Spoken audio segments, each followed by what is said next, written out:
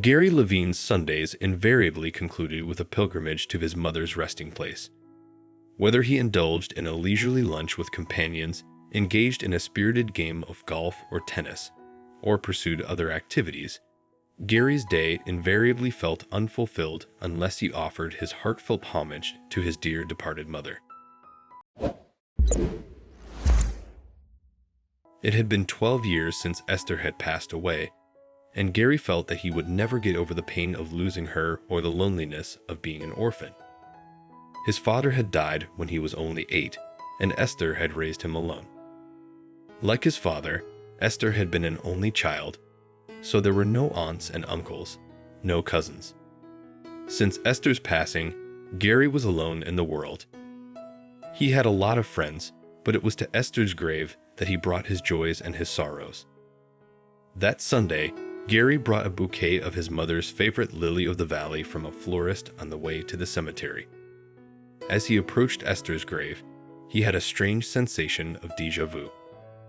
There was a woman standing in front of his mother's grave with her back to him, and something about the set of her shoulders and her posture, even her hairstyle, was eerily familiar. Gary walked closer, and at the sound of his footsteps, the woman turned around and Gary saw her face. Mom. Gary heard himself crying out, even as he lost consciousness and his knees folded under him. When he came to, he found himself looking up at Esther's beloved face. She was cradling his head in her arms and running a wet handkerchief over his face. "Are you all right?" she asked. "Can you hear me?" "Mom," Gary whispered, "is that really you?" The woman looked surprised. "Mom, you mean?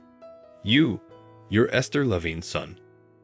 Gary's vision was clearer, and now he could see that there were subtle differences between this woman and his mother. She was older, of course, the age that Esther would have been if she lived, but still, the resemblance was uncanny. "I'm Esther's son, yes, Gary Levin," Gary confirmed as he tried to get back on his feet. "Who are you?" "For a moment, I thought I was seeing a ghost." The woman helped him up and smiled. "I'm Kira Duchamp. I believe I'm your mother's twin." "Twin?" Gary couldn't believe his ears. "But my mom was an only child." Kira nodded sadly. "I thought I was an only child too," she said. "But when my mother passed away, I learned I was adopted, so I started looking for my birth family. It wasn't easy. The adoption had been back in the 60s. No one wanted to talk. But finally I learned who my parents were, and best of all, that I had a twin sister. But I thought, no one separates twins," Gary exclaimed. "Not anymore, but back then things were different," Kira explained. "I can tell you I've spent my whole life feeling that there was something missing, and there was. It broke my heart to learn that I'd found out about Esther too late to get to know her." "I think she had the same feeling," Gary said. "She was fascinated with anything to do with twins, and her greatest regret was not having siblings. But she never knew that she was adopted, or she would have gone looking for you too." "Tell me, Gary, what was she like?" Kira asked eagerly, and so Gary spent the rest of the afternoon talking about Esther, her lovely laugh, her irresistible sense of humor, her kindness.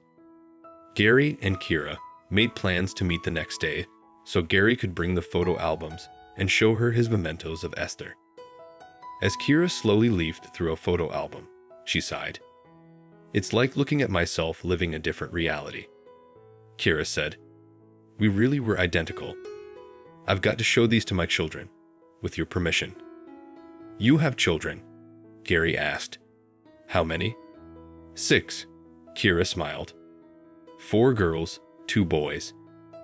And I already have 2 grandbabies, and they are identical twins, just like me and Esther." "I have cousins," Gary asked. "I have a family." "You do," Kira said. "But in reality, since Esther and I were genetically identical, they are your half-brothers and sisters." The following weekend, there was a crowd around Esther's grave. Kira came and brought her husband, her children, and her grandchildren to meet Gary and place flowers on her long-lost sister's grave. After a hiatus of 12 years, Gary found himself departing not in solitude, but enveloped by the warm embrace of his own loving family. Kira tenderly draped her arm around his shoulders, and in that moment, Gary felt the weight of the somber and solitary days lift away. He was convinced that somewhere, Esther, his late mother, was observing the scene, her countenance adorned with a gentle smile. Thanks for watching another heartwarming video. Please check out our channel for more stories that will make your heart melt.